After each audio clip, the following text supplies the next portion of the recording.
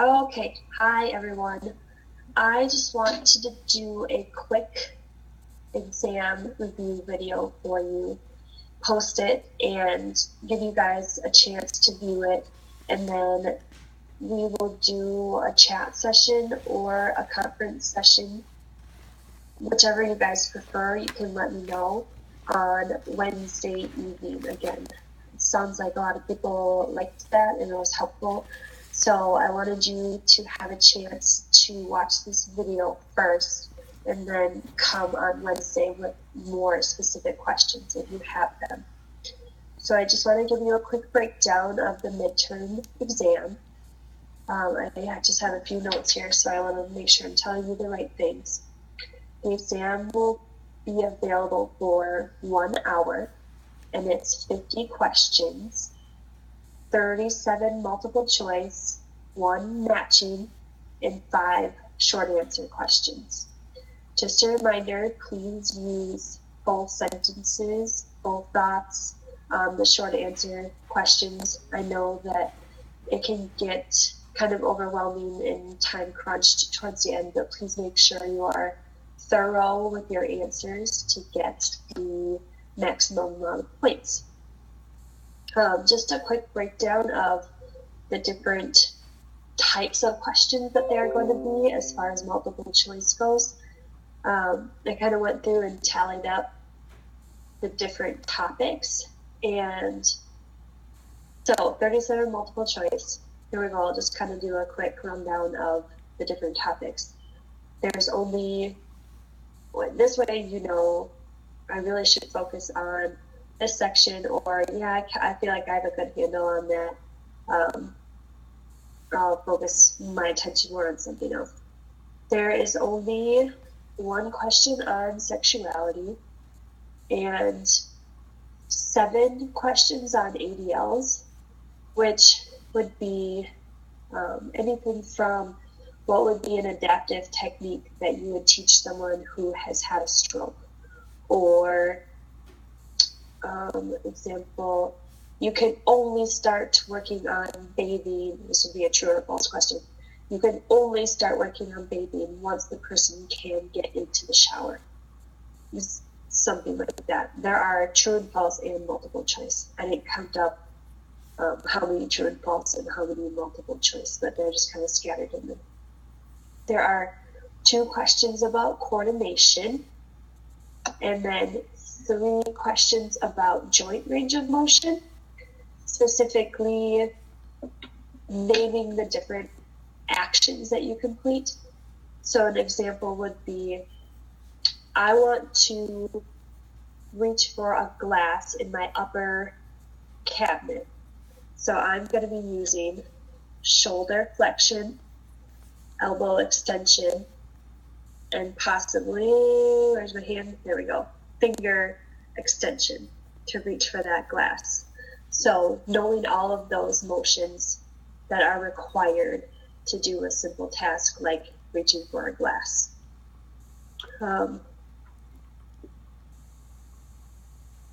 There are just 2 more specific questions on specifically passive range of motion.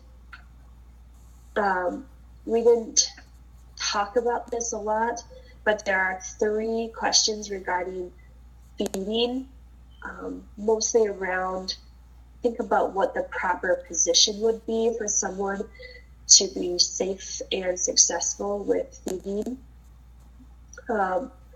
Like, would you suggest one of your clients remain lying down in bed when they start eating? Probably not. So just think about positioning and different risk factors that are involved with feeding.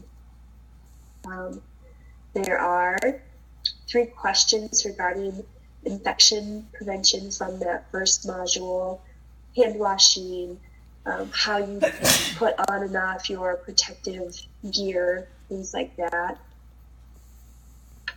1 question about the remedial approach, so know that term. There's only 1 question about the thermoplastic material. It's pretty straightforward. And actually only 2 questions about the manual muscle testing grades.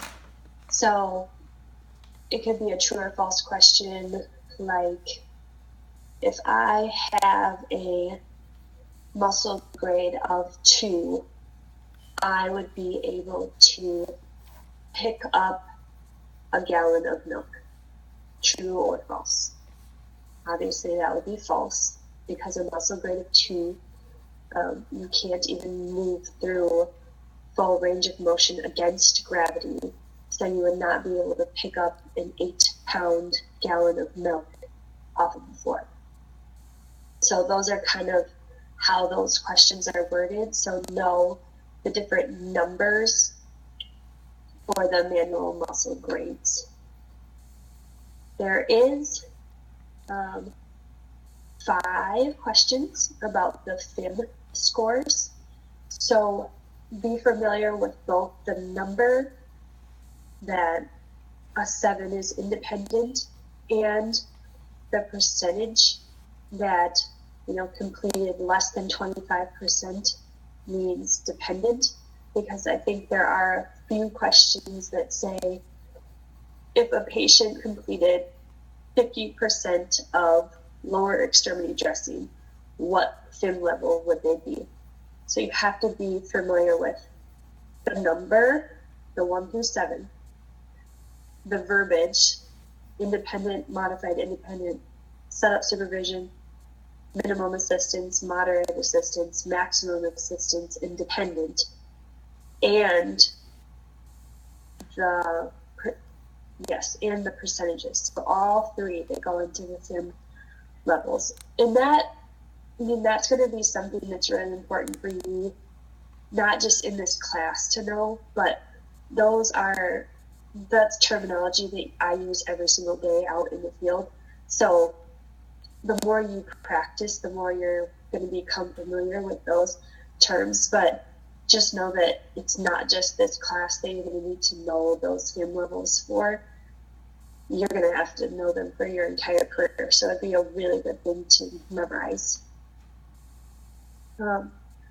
There's 1 question about grasp, 2 questions about vitals, cardiac monitoring, O2 sats, things like that, and 3 questions about work simplification, body mechanics, energy conservation. An example would be, how would you suggest a client with low endurance get dressed? Obviously, you would first recommend that they remain seated to save energy, different proper body mechanics that you would use. And lastly, there is 1 multiple choice question about adaptive equipment, and I believe you guys got to go over a bunch of adaptive equipment in the lab. So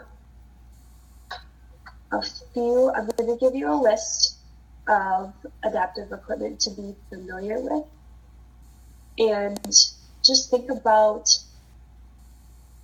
this adaptive equipment and what person may potentially use it or why.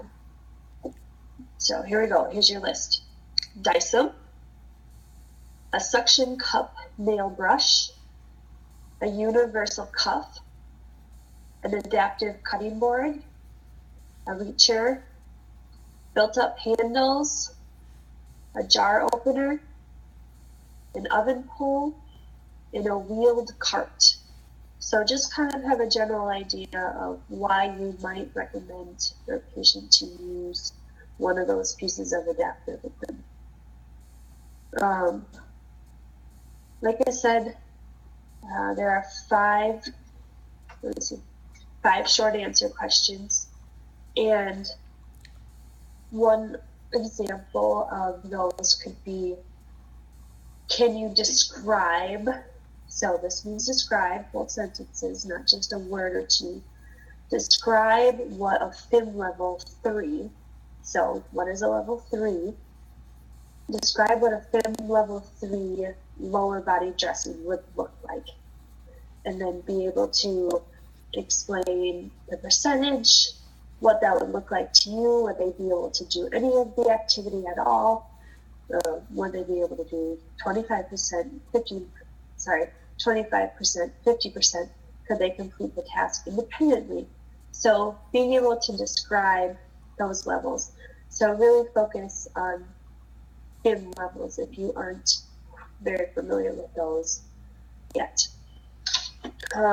Otherwise, I think I already said this, you have 1 hour to complete the exam, and we will do a study session on Wednesday.